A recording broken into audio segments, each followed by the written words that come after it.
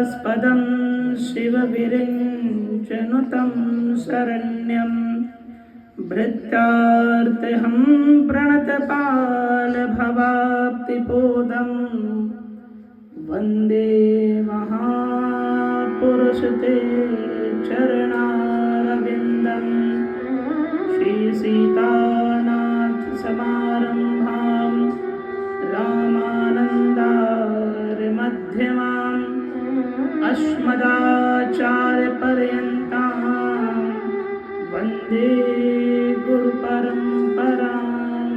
कलह पुंसा कृष्णस्तु भगवान् स्वयं इन्द्रारिव्याकुलं लोकं मृडयन्ति युगे युगे। उसके बाद सौनक इत्यादि ऋषियों ने प्रश्न किया कि हे सूची महाराज, ये जो आप हमको श्रीमद् भागवत कथा श्रवण कराने जा रहे हैं, इसकी रचना कब और कैसे और किसके द्वारा हुई?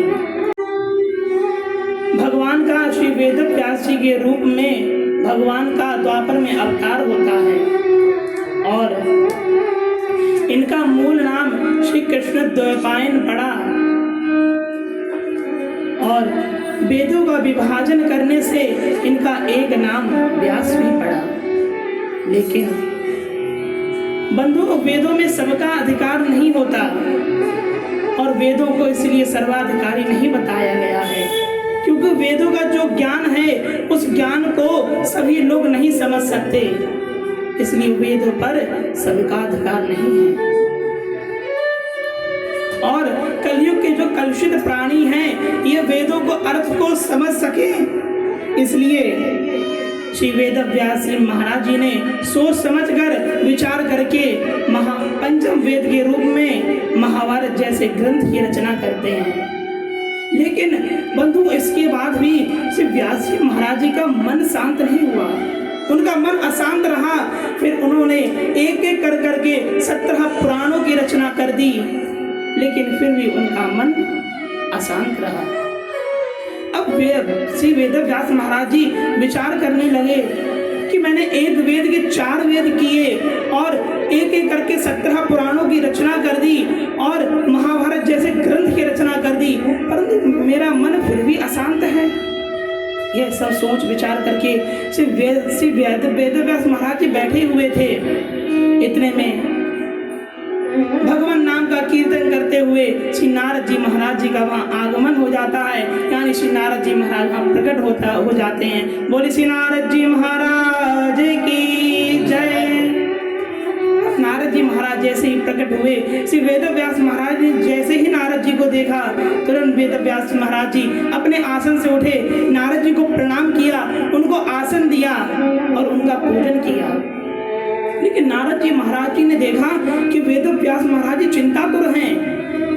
उन वेद व्यास महाराज जी से नारद जी ने पूछा, व्यास जी महाराज, आप इतने चिंतातुर क्यों दिखाई दे रहे हैं? पाराशर्य महाभाग भगवता कच्चिदात्मनः परितुष्यति शारीरा आत्मा मानस एव वा। हे पाराशर नंदन व्यास जी महाराज, आप इतने चिंतित क्यों दिखाई दे रहे हैं और आपका मुख कमल मुरझाया हुआ क्यों है? श्री व्यास जी महाराज जी ने हाथ जोड़ करके कहा, हे नारद जी महाराज, मैंने प्राणियों के कल्याण के लिए अनेक शास्त्रों की रचना कर दी, वेदों की रचना कर दी, पुराणों की रचना कर दी, लेकिन मेरा मन फिर भी अशांत है। हे नारद जी महाराज, मैं ऐसा क्या करूं जिसको करने से मेरा मन शांत हो जाए? अब नारद जी महाराज जी श्री व्यास जी महाराज जी को समझाते हैं, सुनहु पराशर तनय तुम नहीं ज्ञान प्रतिमूढ़, कि श्री कृष्ण यश सुवर्णन करो यह रहस्य अति गूढ़। व्यास जी महाराज जी से नारद जी महाराज जी कहते हैं, हे व्यास जी महाराज, आपने जिन वेदों की रचना की, जिन पुराणों की रचना की, जिन धर्म शास्त्रों की रचना की, उनमें आपने ज्ञान तो बहुत दिया है, परंतु भक्ति से ओतप्रोत किसी प्रभु की रचना नहीं की, किसी भगवान की रचना नहीं की। आपने जिन वेदों की रचना की उनमें आपने ज्ञान तो बहुत भर दिया, परंतु उस ग्रंथ में किसी भगवान की लीला नहीं है, भगवान की सुमधुर लीलाओं का वर्णन नहीं है। इसलिए हे व्यास जी महाराज, आप भगवान की सुमधुर लीलाओं का वर्णन कीजिए, आपके मन को अवश्य शांति मिलेगी। इसके बाद श्री नारद जी महाराज अपने पूर्व जन्म की आत्मकथा श्री व्यास जी महाराज जी को सुनाते हैं कि कैसे उनका जन्म एक दासी पुत्र के रूप में होता है। क्योंकि नारद जी हमेशा से ही ब्रह्मा के पुत्र नारद के रूप में इनका जन्म होता है, लेकिन एक बार किसी ऋषि का श्राप लगने के कारण इनका जन्म दासी पुत्र के रूप में भी हुआ। एक बार इनको किसी ऋषि का श्राप लगा और इन्हें उपवर्ण नामक गंधर्व बनना पड़ा, लेकिन इनको अपने रूप यौवन का मद हो गया था और रूप यौवन का मदांत होने के कारण इन्हें पुनः किसी ऋषि का श्राप लगा और इनको दासी के पुत्र के रूप में जन्म लेना पड़ा। श्री व्यास जी महाराज जी से नारद जी महाराज कहते हैं कि व्यास जी महाराज, मेरा जन्म एक दासी के पुत्र के रूप में हुआ और मेरे पिता की मृत्यु के बाद मेरी माँ इधर उधर जाकर के ऋषियों के आश्रम में, संतों के आश्रम में सेवा किया करती और मैं भी अपनी माँ के साथ जाता, उन ऋषियों के आश्रमों में सेवा करता, आश्रमों के बाहर झाड़ू लगाने का काम करता। लेकिन एक दिन वहां कुछ संतों की टोली पधारी चातुर्मास्य करने के लिए। मेरी माँ उन वे सभी संत मिलजुल कर चातुर्मास्य करते थे और मेरी माँ उन संतों की सेवा किया करती, उन ऋषियों की सेवा किया करती और मैं भी उन ऋषियों की सेवा करता, उनके चरण दबाता। वह संत मिलजुल करके भगवान का संकीर्तन करते और मैं भी ताली बजा बजा कर भगवान का संकीर्तन किया करता और वह संत सभी मिलजुल करके अपना भोजन प्रसाद बनाते प्रभु के लिए और जब वह संत सभी मिलजुल करके पाते तो मैं भी उन संतों की शीत प्रसादी पाता। शीत प्रसादी अर्थात जो वह संत अपनी पत्तल में प्रसादी छोड़ देते थे, मैं वह प्रसाद पाता। लेकिन महाराज, उस प्रसाद को पाते पाते मेरी मति बदल गई और मैं उन संतों के साथ घंटों तक संकीर्तन में बैठा रहता।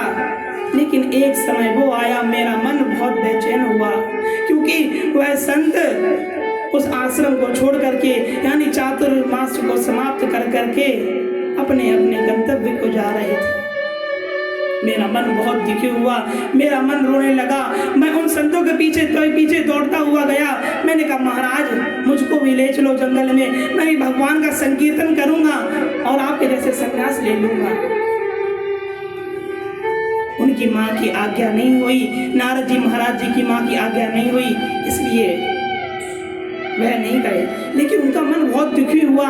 लेकिन जाते जाते उन संतों ने श्री नारद जी महाराज जी को एक मंत्र दिया और मैं उस मंत्र का महाराज घंटों तक बैठ करके जाप किया करता। और जब एक दिन मैं उस मंत्र का जाप कर रहा था, मेरी माँ गोदोहन करने के लिए जा रही थी, तभी उन्हें किसी रास्ते में एक सर्प ने डस लिया और मेरी माँ की मृत्यु हो गई। एकदा निर्गताम गेहा दुहंती निशिकाम पति सर्पो दश पदा स्पृष्टा कृपाणम कालचोदिता। मेरी माँ, हे नारद जी महाराज जी कह रहे हैं कि हे व्यास जी महाराज, मेरी माँ की मृत्यु हुई। मेरा मन बहुत दुखी हुआ क्योंकि वह मुझे जन्म देने वाली माँ थी और एक तरह मुझे प्रसन्नता भी थी कि कहीं ना कहीं मैं बंधनों से मुक्त हो गया था। मैंने अपनी माँ का विधिवत अंतिम संस्कार किया और कुछ समय बाद मैं जंगल की ओर चल पड़ा। जंगल की ओर जाते जाते एक सघन जंगल में गया और एक वृक्ष के नीचे बैठ करके मैंने उस मंत्र का जाप किया जो मंत्र मुझे वह संत दे गए थे। उस मंत्र का जाप करते करते महाराज मुझे भगवान की बाकी झांकी का दर्शन होने लगा और मैं उस बाकी झांकी का दर्शन करके आनंदित हो रहा था।